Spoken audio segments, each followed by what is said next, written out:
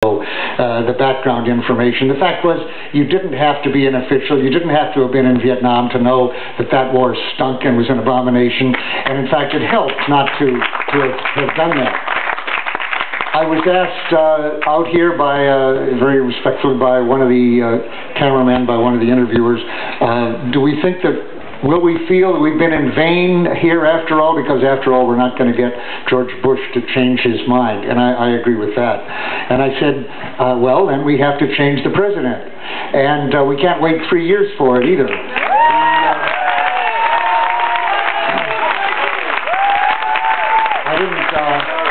I'll go on a little further than I had time on camera to say. We were right in front of that field of crosses. But I was saying what I mean by that, of course, is we have to have a Democratic House and or Senate, preferably, in 2006, so that they can investigate, so that in the majority we'll hope, thanks to us and other people like us, they'll show a little more spine than any of the Democrats have shown up till now. They've had the excuse of being in the minority. They can't investigate, they can't subpoena. Well, we want to take that excuse away from them and say, now you're in the majority, in one of these houses, we're going to hold you accountable, or you will lose your jobs next time. Hold them to the fire and get an impeachment started.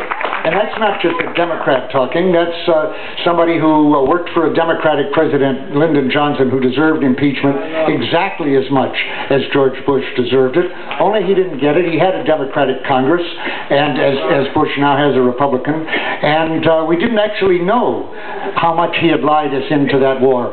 I knew, and I have the responsibility for being one of the many who could have spoken out, who could have taken documents with me. I must say, I did ask Anne, when she left as acting ambassador, DCM, in the ambassadorship in Mongolia to resign, I said, why didn't you bring out a lot of cables with you from Powell?